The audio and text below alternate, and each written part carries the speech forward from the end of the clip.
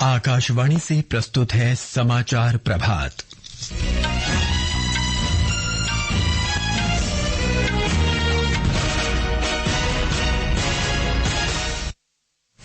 प्रधानमंत्री नरेंद्र मोदी ने केंद्र सरकार की योजनाओं की पहुंच बढ़ाने के लिए भाजपा शासित राज्यों के मुख्यमंत्रियों और उप मुख्यमंत्रियों के साथ चर्चा की।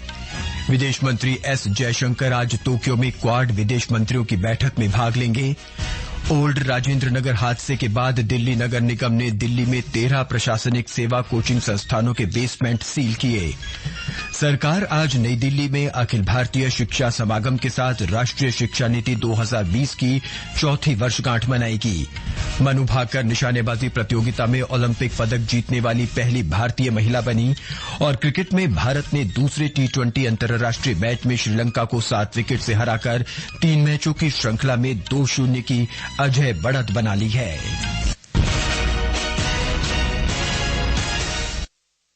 समाचार प्रभात के साथ मैं नवीन सक्सेना। प्रधानमंत्री नरेंद्र मोदी ने केंद्र सरकार की योजनाओं की पहुंच बढ़ाने के लिए भाजपा शासित राज्यों के मुख्यमंत्रियों और उप मुख्यमंत्रियों के साथ चर्चा की। श्री मोदी ने सभी को अपने अपने राज्यों में शासन व्यवस्था को और बेहतर बनाने के लिए कई सुझाव दिए और कल्याणकारी योजनाओं के बेहतर वितरण के लिए संदेश देने पर बल दिया। ये बात श्री मोदी ने कल नई दिल्ली में भाजपा मुख्यमंत्री परिषद की 2 दिवसीय बैठक में कही। इस बैठक का उद्देश्य शासन और कल्याणकारी पहलों की समीक्षा करना था। प्रधानमंत्री ने विकास कार्यक्रमों और अन्य प्रयासों में जन भागीदारी पर अधिक जोर देकर देश की अर्थव्यवस्था को $5 ट्रिलियन तक ले जाने के प्रयास करने को भी कहा। संसद के दोनों सदनों में आज केंद्रीय बजट 2024-25 पर चर्चा होगी। वित्त मंत्री निर्मला सीतारमण ने इस महीने की 23 तारीख को बजट पेश किया था। इस पर सत्ता पक्ष और विपक्ष दोनों के सदस्यों की ओर से तरह तरह की प्रतिक्रियाएं आई हैं। सर्वोच्च न्यायालय अपनी 75वीं वर्षगांठ के उपलक्ष्य में आज से विशेष लोक अदालत सप्ताह आयोजित कर रहा है। आकाशवाणी समाचार से बातचीत में न्यायमूर्ति केवी विश्वनाथन ने बताया कि इस पहल का उद्देश्य न्यायालय के समक्ष लंबित पड़े मामलों को निपटाना है। उन्होंने लोगों से लोक अदालत या जन अदालत का लाभ उठाने की अपील की। न्यायमूर्ति विश्वनाथन ने कहा कि ये पहल विवादों को स्वेच्छा और परस्पर सहमति से निपटाने का अवसर है। उन्होंने कहा कि लोक अदालतें न्याय पाने का एक कुशल और सुलभ साधन है। The Lok Adalat Week has been organized from 29th July to 3rd of August. In this week, those litigants who wish to amicably resolve their disputes and settle them voluntarily are welcome to have their cases taken up and work towards arriving at a mutually acceptable settlement. विदेश मंत्री doctor Subrahmanyam Jaishankar आज Tokyo में Japan, America और Australia के अपने समकक्षों के साथ क्वाड विदेश मंत्रियों की बैठक में भाग लेंगे। बैठक के दौरान वो पिछले साल सितंबर में न्यूयॉर्क में हुई आखिरी बैठक की चर्चाओं को आगे बढ़ाएंगे और भारत प्रशांत क्षेत्र में विकास पर चर्चा करेंगे तथा क्वाड समूह की प्रगति की समीक्षा करेंगे। इस दौरान क्षेत्रीय और अंतर्राष्ट्रीय मुद्दों पर और एक स्वतंत्र खुले भारत प्रशांत क्षेत्र के साझा दृष्टिकोण को प्राप्त करने के लिए भी चर्चा होगी। सिक्किम के मुख्यमंत्री प्रेम सिंह तमांग गोले ने कल नई दिल्ली में राज्य के नवनियुक्त राज्यपाल ओम प्रकाश माथुर से उनके आवास पर मुलाकात की। उन्होंने कहा कि राज्यपाल ने हमें मार्गदर्शन और आवश्यक सहायता प्रदान करने के लिए अपने बहुमूल्य समर्थन और प्रतिबद्धता का आश्वासन दिया है।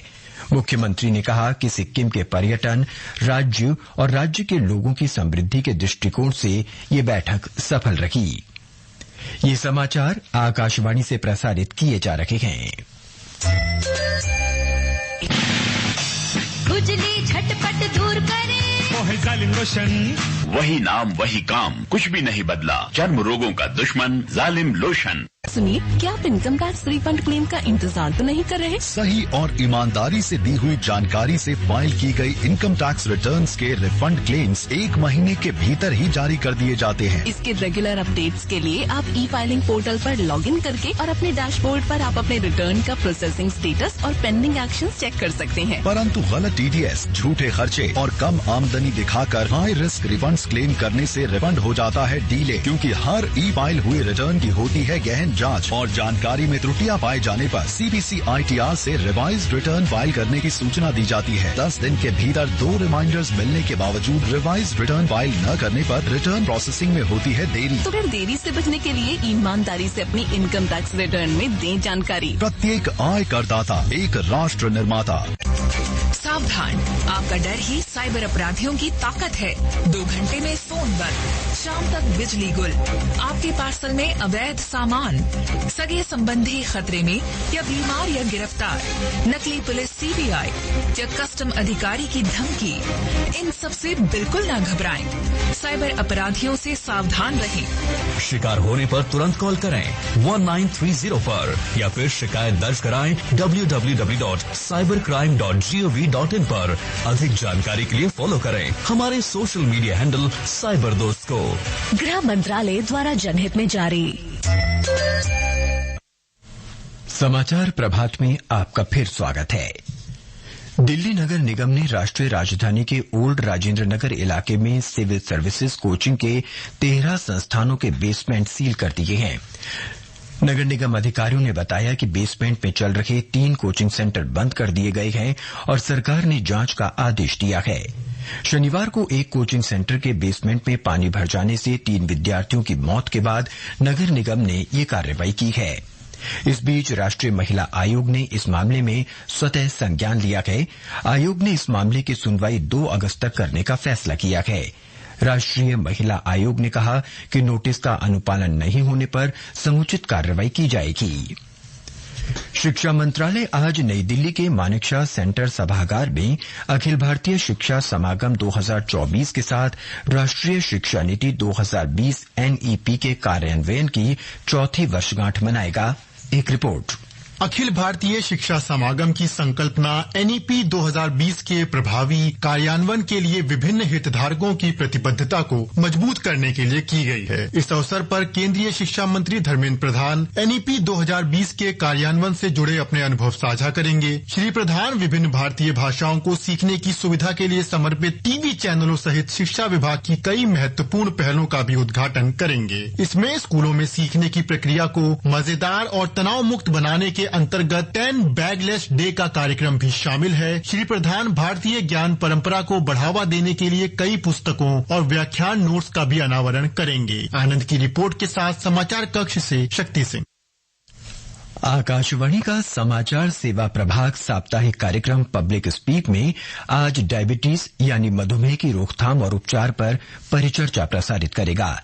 कार्यक्रम के दौरान स्टूडियो में उपस्थित विशेषज्ञों से डायबिटीज के लक्षण, कारण और उपचार सहित स्वस्थ जीवन शैली बनाए रखने के बारे में प्रश्न पूछे जा सकते हैं। श्रोता टेलीफोन नंबर 01123421050 और 23314444 पर प्रश्न पूछ सकेंगे। इसके अलावा व्हाट्सएप नंबर 9289094044 पर भी सवाल भेजे जा सकते हैं। #AskAIR के साथ X पर भी सवाल पोस्ट किए जा सकेंगे। ये कार्यक्रम आकाशवाणी के FM गोल्ड और अतिरिक्त मीटरों पर रात 9:30 बजे से प्रसारित होगा। असम पुलिस ने कछार जिले से 9 करोड़ रुपए की नशीली दवाएं जब्त की हैं और मादक पदार्थों के कारोबार में लगे एक व्यक्ति को गिरफ्तार किया है। मुख्यमंत्री हेमंत बिस्वा शर्मा ने एक सोशल मीडिया पोस्ट में असम को मादक पदार्थों से मुक्त बनाने के प्रयासों के लिए पुलिस की सराहना की है। भारत और सऊदी अरब ने परिशोधन, नवीकरणीय ऊर्जा और पेट्रो रसायन संयंत्र सहित विभिन्न क्षेत्रों में द्विपक्षीय निवेश बढ़ाने पर विचार किया है। प्रधानमंत्री के प्रधान सचिव PK मिश्र और सऊदी अरब के ऊर्जा मंत्री प्रिंस अब्दुल अजीज बिन सलमान बिन अब्दुल अल सऊद ने कल हुई वर्चुअल बैठक की सह अध्यक्षता की। पेरिस ओलंपिक के दूसरे दिन कल भारतीय निशानेबाज मनु भाकर ने महिलाओं की 10 मीटर एयर पिस्टल स्पर्धा में कांस्य पदक जीतकर पदक तालिका में भारत का खाता खोला। इसके साथ ही मनु भाकर निशानेबाजी में ओलंपिक पदक जीतने वाली पहली भारतीय महिला खिलाड़ी बन गई हैं। एक रिपोर्ट।